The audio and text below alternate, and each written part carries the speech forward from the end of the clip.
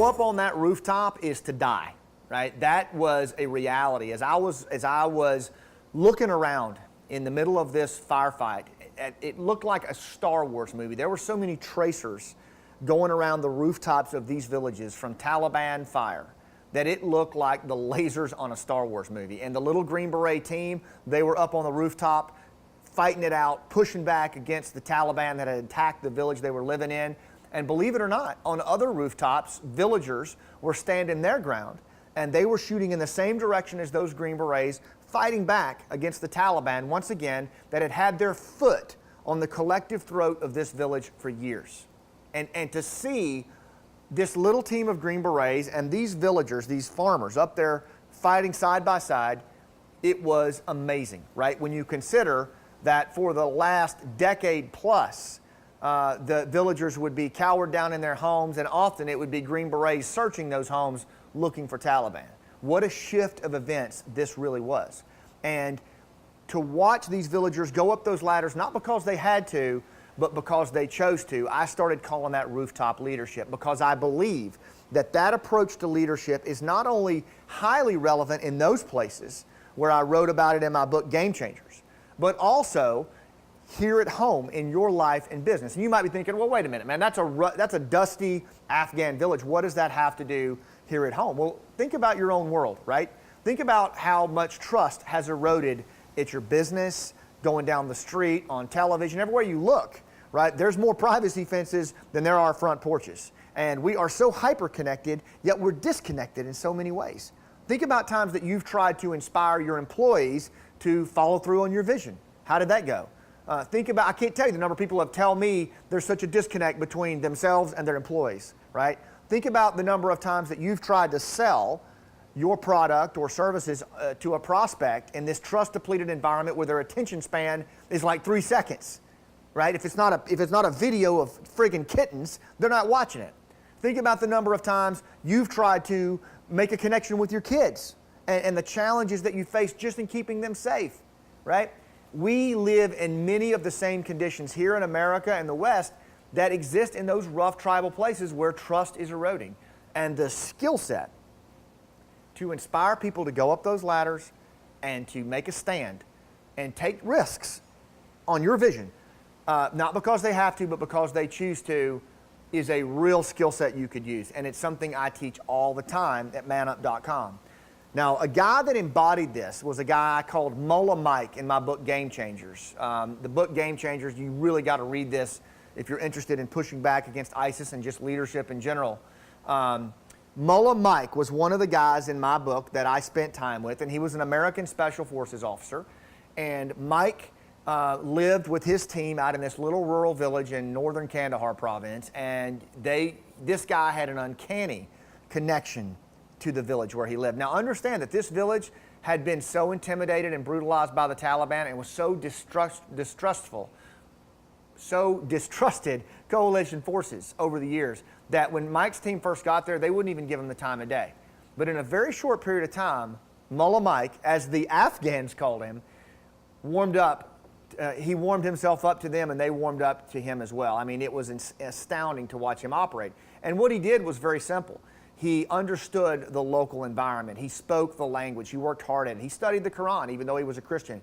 He patrolled daily on foot. You know, he was constantly working to interact with locals on a whole different level. And, you know, I noticed there were 3 P's in how Mike operated that could serve you as well in terms of getting people to go up those ladders, because that's really the topic of this video blog, is ladder inspiration. How do you get people to go up those ladders when the proverbial tracers are flying overhead and take a chance on your vision, not because they have to, but because they choose to? 3 P's, right, that Mike did all the time. 1, presence. 2, patience.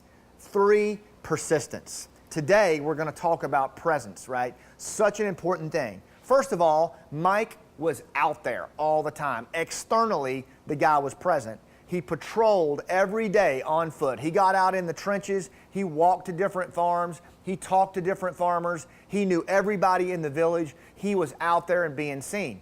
How does that work in your world? If you're a supervisor or an employer, how present are you? Do you get out there and walk the floor? I was just at a company that does after accident salvage, and I was talking to some of the managers, and the ones that really, really were connected were the ones that walked the floor, that talked to the guys and the girls that are working on the floor. So ask yourself this: how present are you in the eyes of your kids, your spouse, your employees, right? Your customers? Are you out there asking questions and being seen? Or are you sitting behind your friggin' laptop answering email all day long, right? Think about it. Powerful, powerful question. But the other way that Mullah Mike was present was that he would prepare before every engagement. No engagement was trivial to him. No engagement was casual. He would do his homework before his legwork. He would work to understand who he was going to meet, whether it was a governor, a general, or a farmer.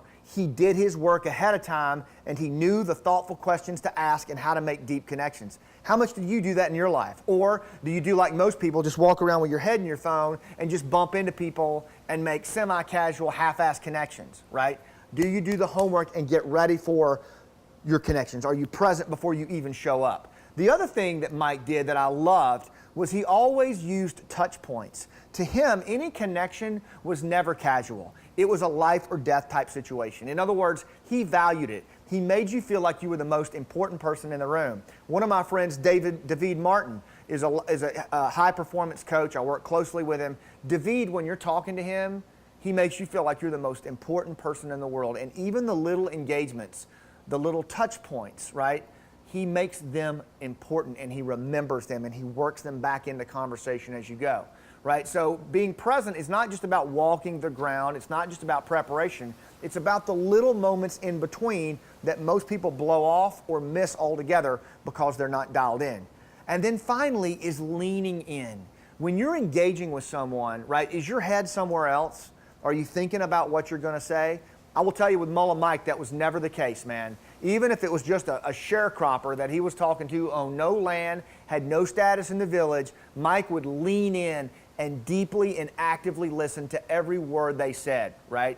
And it was so powerful. If you haven't listened to my training at manup.com on listening, go check it out, man, because there's no deeper form of visceral human validation than listening, right? So Mike was present on all counts. He moved around, he was seen, he was also present internally, he was intentional, he did his homework before his legwork, he made little moments count through touch points, and he leaned in and listened and made you feel like you were the most important person in the world. If you just do those things, your presence will pay off down the road, right? When people are deciding whether or not to go up that ladder, trust me, in their chest cavity, they're going to remember those moments when you were present, and they'll take a chance on you.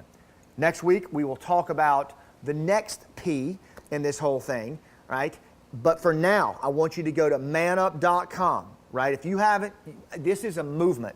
This type of leadership is tradecraft. You've got to work at it. And I'm constantly putting content out there that can help you get better. And most of it is free, right? So go to manup.com, sign up for my newsletter. It's going to bring you these video blogs, my podcasts, all kinds of cool stuff. Go there, sign up. This is our time. This is our movement. I'll see you on the high ground.